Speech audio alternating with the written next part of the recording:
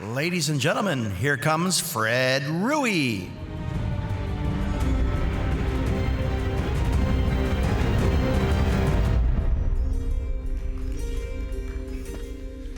Good morning. That Game of Thrones music, that was like just for me. That had nothing to do with you guys at all. Hey Siri, take Game of Thrones bucket list item off the menu. Okay. Removing bucket list item, walk into large crowd with Game of Thrones music playing. Should I order Whataburger now? This is a little embarrassing.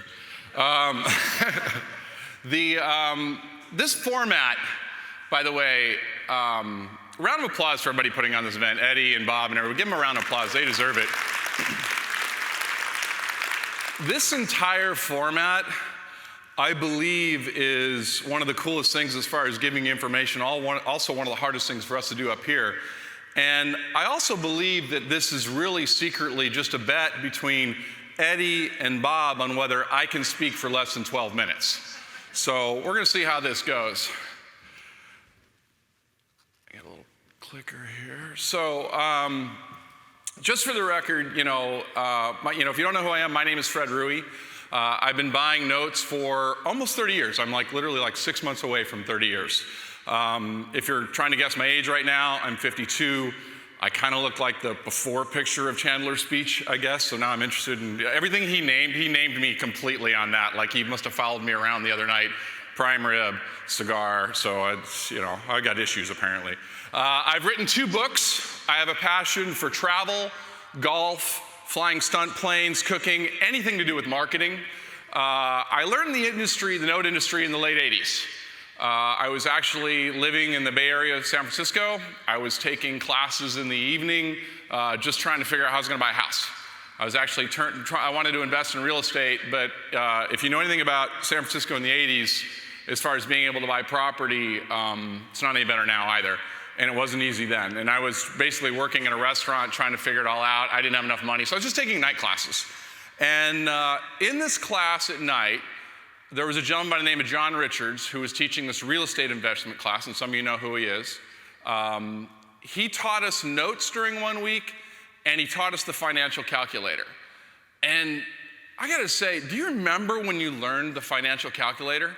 I mean, forget notes for a second. That was probably the most empowering thing I ever learned in my life as far as finance. I mean, notes are cool. I love notes. But learning the financial calculator was absolutely amazing to me because it not only applies to our investments, it applies to everything. It applies to going out and buying a car, but everything you do. It's amazing what that thing can do. So that was a game changer for me. That was an absolute game changer. And when he showed me about notes versus real estate and the financial calculator. So since then, along with Tracy Z, my spouse, we've built and sold several companies over the years, all the while traveling and living in various parts of the world. I'm also what some people refer to as a life hacker. Now, if you're not familiar with the term of a life hacker, basically a life hacker is someone who tries to find a way to work around an established way of doing things. So now, we're kind of looking for shortcuts. We're kind of looking for a way to improve an existing system. And that's what we say to make ourselves feel better. We're really just pretty lazy. And we're just looking for okay, I don't want to spend time learning piano for 17 years. Can I just learn it in 6 months? That's really what we're doing. So for me, that's what led to the creation and the ongoing creation of what I'm calling Roadmap. And you've heard the term going rogue, and that's pretty much what successful entrepreneurs are doing all the time. It's what most people in this room are doing or trying to do. We all have our own roadmap. We're all doing what people can't or won't do. And we get to reap the benefits of those things along the way. Benefits that are measured in lifestyle, health, financial freedom, and the list goes on and on. In the last 48 hours, I met people that all have their own roadmaps, and it was really interesting.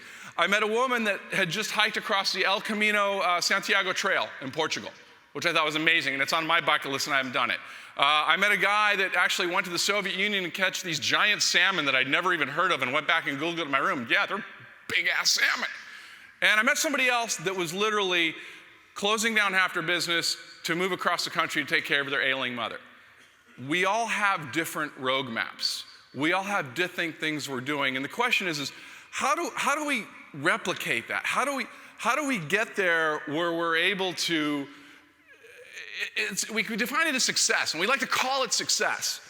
But is there a pattern when we study all these people that have been successful? Can we life hack success? Or at the very least, can we tip the scales in our favor? And I believe we can. And I believe what I've discovered is that there are really only 3 barriers on everybody's roadmap to success. I call them roadblocks.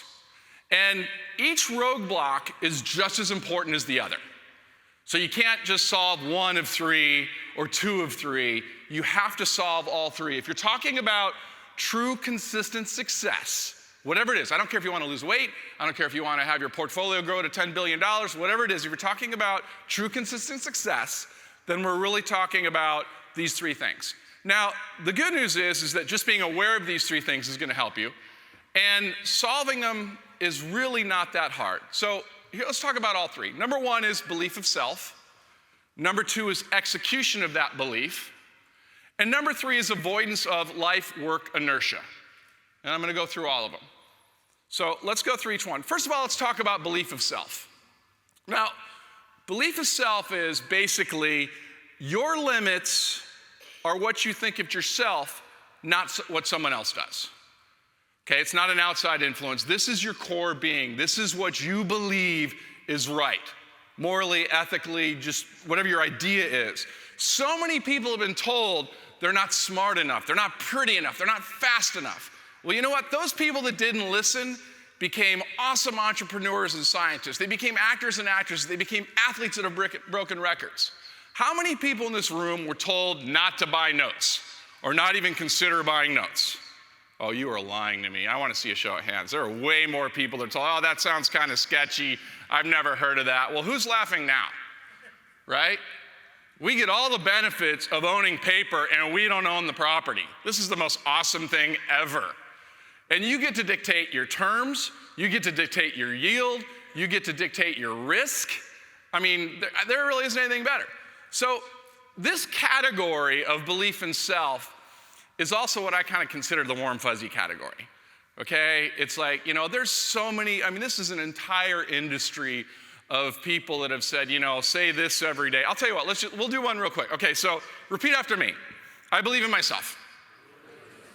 I believe in my idea. I believe in my plan. There we go. I just saved you like 1,600 books to read and a Tony Robbins Walk Across Fire weekend right there. But just know that you have to believe it. You can't pretend to believe it. This is when you're just waking up in the morning, what your thought is. This is when you're just going to bed at night. This is your thought, but you have to believe this. And I'll only leave you with one thing about setting that belief of self. Face reality as it is, not what it was in your past, not what you wish it'll be in your future. Face that reality as it is right now. If you work with that, then I think you can get that. This is us going, hey, I want to lose weight. January 1st, we all join the gym. What happens after that? Well, now we got to execution of belief. This is where it gets a little hazy, okay? I was told that in execution, the key to execution was if I could fit everything onto a Post-it note, that my plan, if my execution plan fit on a Post-it note, that I would be successful, that then that plan would work. Does that sound reasonable? Kind of. I carry it with me. I went to Office Depot and I bought their Post-it notes, and they just, you can buy a whole thing of them and they stick to the wall. And so that was my plan. I don't know if you can see that. There's just a couple little things to get done. This is just plan A, by the way. There is a plan B. So that was crazy. That was literally crazy. And I'm going to go back to this Post-it note and say how it works later. So how many people are multitaskers? This is all I'm going to leave you. This is a tough, this one, multitask. How many people are multitaskers? Show of hands. How many people are good at multitasking? You just think you're a great multitasker. I was one of those people. I'm going to tell you right now, and this took years to learn, multitasking is a term invented to make non-productive people feel better about themselves. Okay? Because it makes sense. Our brains are like, oh, look, if I do this, I got to get this going. Okay, this is going good, and then I'm going to go over here and do this, and then I'm going to go do this. And here's the problem with multitasking that none of us think, because at the end of the day, go, oh, look, I did some of that, I did some of that. I got so much work done today. Here's the one thing that I'm going to tell you, and why you have to do things non-multitask, you need to think in a single task thing. One is that, and I don't even have time to go into this, but basically, every time you stop one thing and go to another, your brain has to readjust. So how many times have you read a book, you put it down, you're gone for a week, whatever, you pick that book back up. You don't pick that book up right where you left off. You have to go back, either the paragraph, the chapter, rescan, where was I, what was going on. Now that's a big illustration of what happens on a very small level. Just because you think you're working on your speech, or you're working on looking at a note, and you jump into email, and then you jump back to that note, or you jump back to that speech, or whatever you're doing, your mind has to go through the whole process. And so I'm telling you, if you just do one thing at a time, you will be faster at it ultimately. It doesn't seem that way, but it will be faster. You will be more efficient. And here's the big one, because this is important to success, it will be better quality. Because every time you jump around, 80% of your brain will re-engage in that, what you're doing at that moment. 20% of your brain is off waiting for what's the next thing we're going to jump over to. And that 20% we absolutely need to have involved if we want to excel, if we want to make it that much better. So we've got one, we've got two. The third one's a big one. The third one is avoidance of life work inertia. Now, life inertia is simple to illustrate, and everybody can admit to this, because like, oh, I'm working on this, and oh, my water heater broke. Or this property needs a roof, or grandma's sick, or oh, I've got to go to this, function, whatever it may be. Life's inertia happens, and you know what? You just need to figure that stuff out and make sure you're dedicating time for your business and whatever your roadmap is and what you're trying to accomplish. Work inertia, that's the sneaky one. Because you think you are helping your business by working on these other things. And I'm not talking multitasking, I'm just talking about other projects you've identified. And work inertia is sneaky. I also call it shiny object syndrome. Because you've got a way of doing something, you're like, oh, I'm gonna do it like this. I'm like, oh, look at that, that's a cool way of doing that. Maybe I should do it this way. Maybe I should move my contact management system over here. Or maybe this person has a better note calculation, or maybe this person has a better real estate course, or this person has a better whatever. And we convince ourselves that we are helping our business, but in reality, we're getting distracted. We're getting distracted by the core aspect of it. So I have this problem immensely. This is a big problem for me. And so what I was able to do is I actually took the Post-it note strategy and I put 3 of them on the wall. And this is they're just a checklist. It's like a to-do list. And I put 3 blank ones on the wall, and I sat down with Tracy, and we decided, what are we trying to accomplish? And the first Post-it note will immediately affect revenue or income. It'll be buying a deal. Not talking about buying a deal, not analyzing a deal, that's buying a deal. Okay, so the first Post-it note meant was something that was immediately gonna affect my bottom line, was immediately gonna affect my income. The second Post-it note was, basically, if I do this, this will in the future affect income. If I build a training class, and then I can sell that training class. If I put up a website that attracts investors and or notes, that will get stuff in the future. The third one is all the dangerous stuff. Man, I really need to redo my logo. Or I'm not real hot on this color scheme I have on this. My brochures don't look good. Or, I really should watch these videos this guy put out. It seems very motivational. I should really watch that. The way for me to stay focused and avoidance of specifically work inertia is anytime I have a moment at my desk and I'm starting to work on something and I find that I'm on there for too long, I look over that board and it better be on board 1. And the only time I'm allowed on board 3 is if it's the weekend. If it's the weekend and I'm on board 3, then that's fine, that's my time, I can do whatever. But be working on board 1. If you do that, that's gonna help you a lot. I've only got time to leave you one more thought, and this will probably help you through some of the aspects beyond the Post-it notes. This is probably the coolest phrase I heard several years ago. Actually, Tracy had found it. And it definitely fits me to a T. I am one of those people that I'm OCD, I'm analytical. I'm a whole lot more letters in there, I'm sure. I like to have all my ducks in a row. I like to research something thoroughly and pick it apart, and that just goes along with the way my brain operates. But I'm going to tell you this, and put this phrase on a Post-it note. I have it on a cast pewter, whatever. But this phrase will help you in a lot of instances. And the phrase is, imperfect action beats perfect inaction every time. I'm going to say that one more time. Imperfect action beats perfect inaction every time. You will never be 100% ready. You will never have all your ducks in a row.